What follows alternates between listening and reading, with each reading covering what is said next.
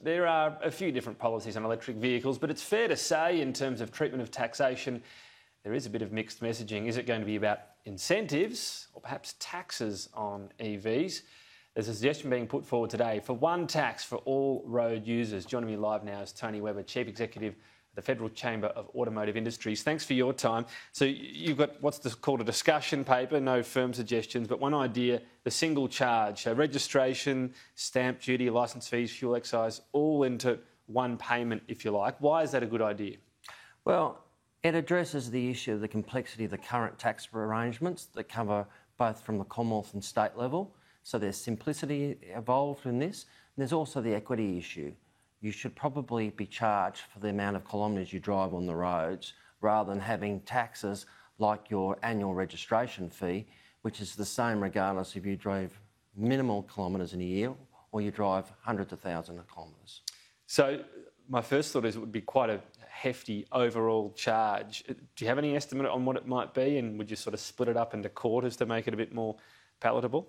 Well, I think we're at the early stages of this whole discussion, but we could do it in many different ways. And I think it's really important that we do have this discussion, because one thing we do know is that electric vehicles are coming, and that the internal combustion engines that are being delivered onto our roads now are more fuel efficient. So therefore, excise, which we pay 43 cents a litre, will decline over time.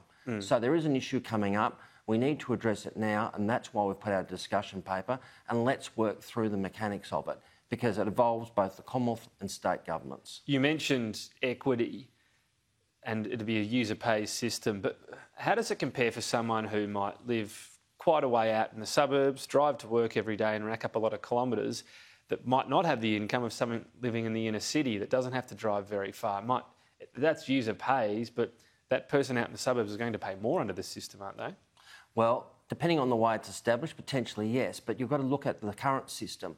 And the current inequity about the distance you drive is already ingrained in the system, because excise, which is 43 cents for every litre of petrol you buy, is paid in greater amounts for those who drive greater kilometres. So we currently have the inequity. Right. That's why we think it's important to have a long-term considered discussion rather than wait till the crisis comes when excise drops off. But wouldn't this system just keep that same inequity then? Well, it depends on the way in which it's established. How could you ameliorate then that for the outer suburban drivers? Well, you could have a progressive taxation system in which, if you do more kilometres in a year, you potentially pay a lower rate for some of those kilometres. You can also address this in different ways.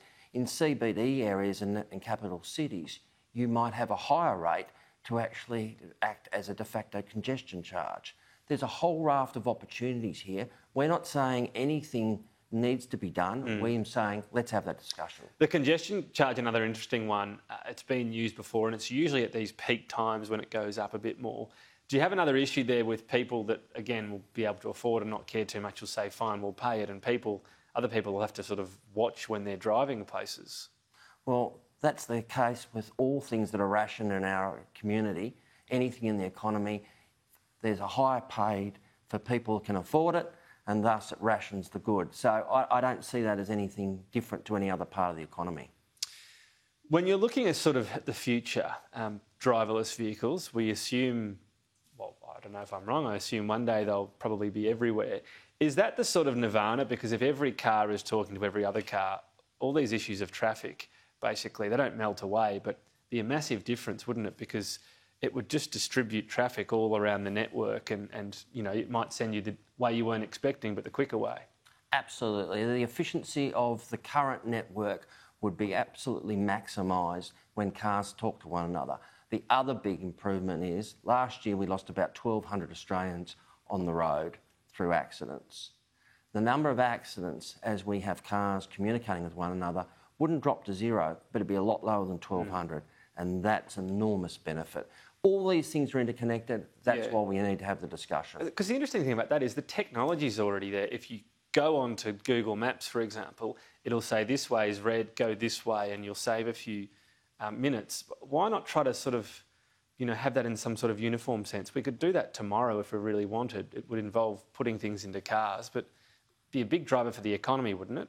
It would be a big driver of the economy. It's a great opportunity. That's why we've got this discussion paper out there. That technology needs to be rolled out across the fleet. That will come over time, but let's be ready and poised to act. And let's do it at a national level, consistency across all states rather than having a state railway gauge issue again. All right. Tony Webber, we appreciate your time today. Thank you. My pleasure.